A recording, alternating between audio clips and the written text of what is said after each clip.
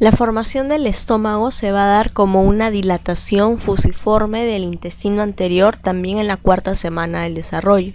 En la imagen A nosotros vamos a ver que el estómago está formado por una dilatación fusiforme del intestino anterior, pero que no está en la posición que la conocemos en el adulto, ¿no? Que es la posición curvada hacia lo que es la izquierda, ¿no?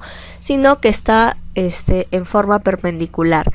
Entonces, este estómago, para que adquiera la posición adulta, tiene que pasar por una serie de rotaciones. La primera rotación que hace es a través de su eje longitudinal y gira en torno a lo que son las agujas del reloj, ¿no? Entonces, una vez que gira longitudinalmente 90 grados, vamos a ver que con este giro arrastra también a lo que es al duodeno y va a formarse en parte la posición del adulto, ¿no?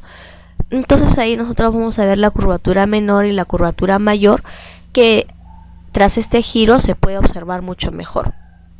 Como la pared del estómago posterior va a crecer más rápido que la pared anterior, de esta manera va a hacer que se originan lo que son las curvaturas menores y las curvaturas mayores, ¿no? Que es la más prominente. Bueno, luego entonces de esta rotación en su eje longitudinal de 90 grados en sentido de las agujas del reloj, su lado izquierdo va a pasar a mirar hacia la parte anterior y el lado derecho pasa a mirar hacia la parte posterior. Esto es muy importante debido a que el lado izquierdo va a ser inervado por el nervio vago. Entonces, bueno, los dos lados son inervados por el nervio vago, pero el nervio vago izquierdo va a inervar al lado izquierdo. Entonces, al mirar la parte anterior, el vago izquierdo también se va a conocer como el vago anterior, mientras que el vago derecho que inerva a la parte derecha pasa a ser posterior, entonces el vago derecho se conoce como el vago posterior. Eso lo vamos a ver en las siguientes diapositivas, ¿no? Justamente ahí, el nervio vago. Tras este giro longitudinal de 90 grados, la parte izquierda pasa a ser la parte anterior. Entonces ahí tenemos el nervio vago izquierdo o el nervio vago anterior, ¿no? Con sus diferentes ramas, que son las ramas gástricas anteriores, el nervio anterior de la Target, las ramas gástricas posteriores, ¿no? Que provienen justamente de este nervio vago izquierdo, mientras que el nervio vago derecho es llamado también nervio vago posterior y también tiene el nervio posterior de la Target y diferentes ramas que van a dar inervación al estómago. Entonces, de esta rotación en su eje longitudinal habíamos visto que tras el crecimiento de la parte posterior se daban las curvaturas, pero también hay otra rotación y es la rotación anteroposterior. Entonces, en esta rotación anteroposterior, la parte caudal o la parte pilórica que se conecta con el duodeno se va a desplazar hacia la parte derecha y hacia arriba, mientras que la parte cefálica o la parte cardíaca por el cardias se desplaza hacia la izquierda y un poco hacia abajo. En la imagen D vemos cómo se da el giro anteroposterior y con ello el píloro se jala hacia la derecha, hacia la parte superior, y lo que es el esófago, ¿no? La parte de arriba se tira más a la izquierda y se va justamente un poco más hacia abajo. Entonces la rotación del estómago se va a dar a través de sus dos ejes, longitudinal y anteroposterior. La rotación alrededor del eje longitudinal va a tirar al mesogastrio dorsal hacia lo que es la región de la izquierda y origina detrás de ella lo que es la bolsa omental, ¿no? Esta bolsa omental también se denomina en anatomía lo que es la transcavidad de los epiplones o el saco peritoneal menor. Ahí nosotros vamos a ver el esófago, cómo va a rotar a través de su eje longitudinal y cómo es que tras este giro se forma la bolsa omental o la transcavidad de los epiplones. Entonces la transcavidad de los epiplones es una cavidad que se forma no justamente tras el giro longitudinal del estómago, y vamos a observar cómo queda detrás de este estómago, no detrás del hígado, toda la transcavidad de los epiplones. El mesogastrio ventral se va a tirar también hacia lo que es la derecha, ¿no? El mesogastrio ventral es aquel mesogastrio o parte del mesenterio que se forma del mesenterio ventral, ¿no? O sea que su origen es el tabique transverso. Entonces mesenterio ventral se tira hacia la derecha y este proceso continúa en la quinta semana. Entonces es importante porque a partir de este mesenterio ventral se va a formar el primordio del vaso, ¿no? En una forma de la proliferación mesodérmica entre las dos hojas del mesogastrio dorsal. Entonces, cuando se forma el mesogastrio ventral, se tira hacia la derecha y en este proceso se forma el vaso entre las hojas del mesogastrio dorsal. En la imagen A nosotros vamos a ver el hígado, el estómago y el vaso, en ese orden, casi en línea recta. En las hojas del mesogastrio dorsal, ahí es donde se va a ubicar el vaso. Entonces, el mesogastrio dorsal se va a formar, se fusiona con el peritoneo de la pared posterior y la hoja posterior del mesogastrio dorsal y el peritoneo a lo largo de esa línea van a degenerar. Es por eso que al no haber contacto con la pared posterior del peritoneo, también el vaso se considera un órgano retroperitoneal, pero es un órgano, como vamos a ver, primario retroperitoneal. En la imagen B nosotros estamos viendo ya los diferentes tipos de ligamentos. El gastroesplénico, ¿no?, que significa que va de la parte del estómago hacia el vaso. El espleno renal o lieno renal del vaso hacia el riñón, ¿no? Y el aumento menor, que está en la curvatura menor del estómago y que lo conecta con el hígado.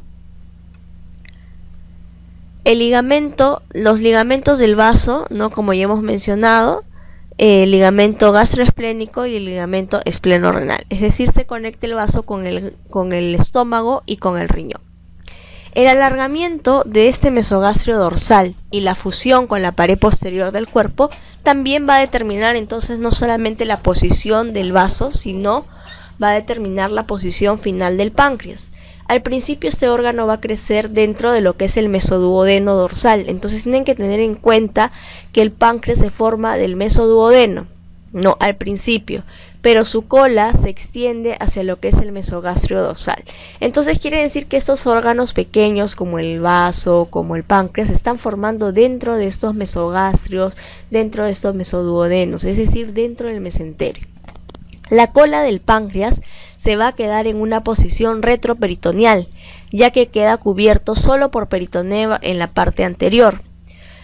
Los órganos que van a estar cubiertos por peritoneo y después se fusionan con lo que es la pared posterior pasan a ser órganos retroperitoneales, pero secundariamente, ¿no? Como el duodeno, como el páncreas, ¿no?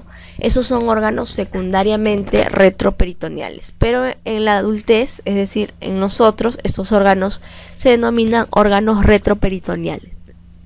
La rotación del estómago a través del eje anteroposterior hace que el mesogastrio dorsal sobresalga hacia abajo, formando un saco doble de capa que se extiende por encima del colon transverso y las asas del intestino delgado como un delantal, lo que se conoce como el aumento mayor. El aumento mayor también se le conoce como mesogastrio dorsal, ¿no? Entonces este aumento mayor, como se puede observar en la imagen, es una bolsa, es un delantal que sale de la curvatura mayor del estómago y va a pasar a través del colon transverso, fusionándose con las hojas peritoneales de este.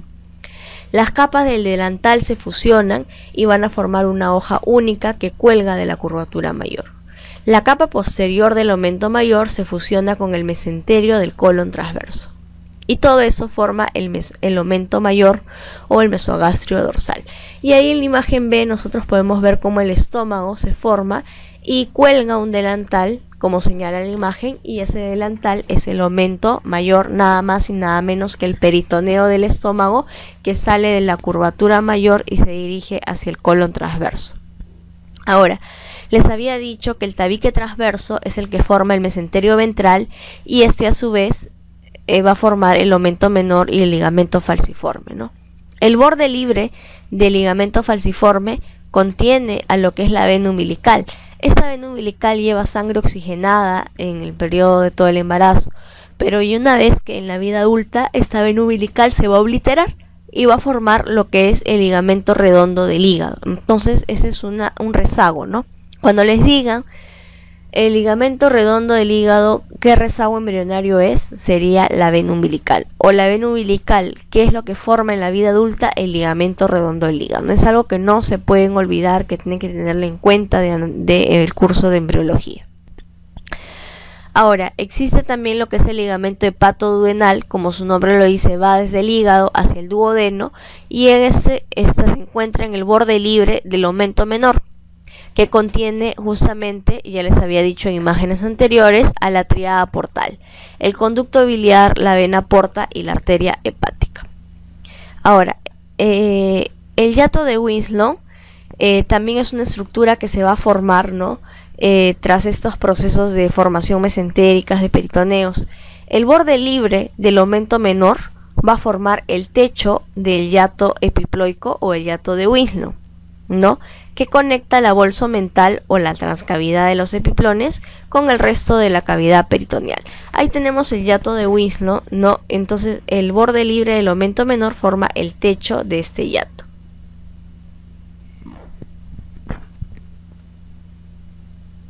Ahora, vamos a ver ciertas malformaciones que se van a formar a nivel del estómago. Puede existir lo que es la estenosis pilórica.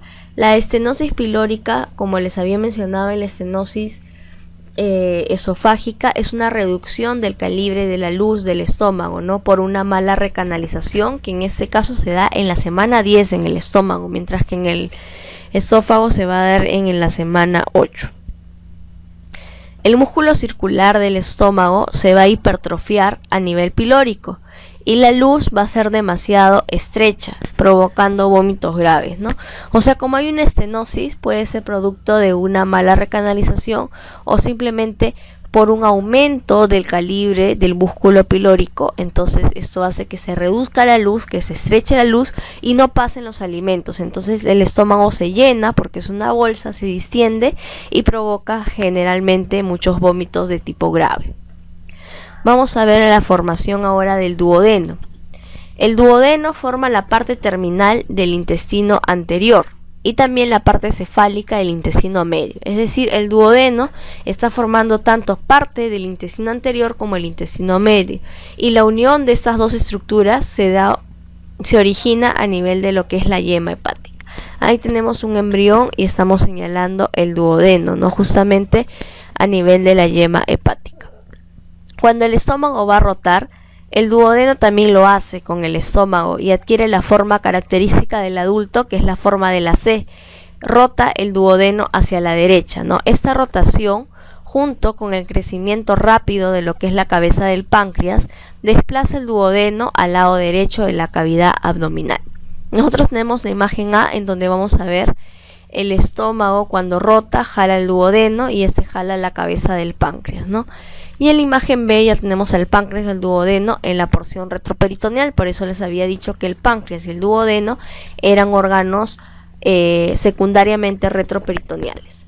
El duodeno y la cabeza del páncreas se van a comprimir, ¿no?, contra la pared dorsal y la superficie derecha del mesoduodeno, donde se fusiona con el peritoneo. En conclusión, esto también nos dice que son órganos retroperitoneales. El duodeno y el páncreas quedan en la posición retroperitoneal. El mesoduodeno desaparece excepto en la región pilórica, en donde se denomina el bulbo duodenal, ¿no? Entonces, todo el duodeno es un órgano retroperitoneal, pero a nivel del bulbo duodenal, ¿no?, que es la primera porción del duodeno, nosotros vamos a ver que todavía esta sigue intraperitoneal, porque en esta región no hubo una desaparición completa del mesoduodeno. Entonces, cuando les pregunten órganos retroperitoneales, el riñón, el vaso, el páncreas, el duodeno, excepto en la región del bulbo duodenal, porque esta región todavía tiene mesoduodeno, por lo tanto es un órgano intraperitoneal. El duodeno a los 2 meses no vamos a ver que se está recanalizando y que está formando una cavidad, y en el caso de que no se forme esta cavidad se conoce como atresia duodenal, o si no, cuando hay una recanalización incompleta como una estenosis. El duodeno va a ser irrigado por la arteria celíaca y la arteria mesentérica superior. Hay algo que no les he dicho, ¿no? El intestino primitivo se divide en 3 partes, ¿no? El intestino anterior, el intestino medio y el intestino posterior. En esta primera clase nosotros estamos viendo todo el intestino anterior, ¿no? El esófago, el estómago, el vaso, el páncreas, el duodeno. Pero este intestino anterior está inervado por la arteria celíaca, mientras que el intestino medio está inervado por la mesentérica superior y el intestino posterior está inervado por la arteria mesentérica inferior. Entonces, nosotros habíamos dicho que el duodeno pertenece tanto al intestino anterior como al intestino medio, y es por eso que la inervación va a ser doble, es decir, por la arteria celíaca, que pertenece al intestino anterior, y por la arteria mesentérica, por la irrigación, perdón, por la arteria mesentérica superior, que pertenece al intestino medio.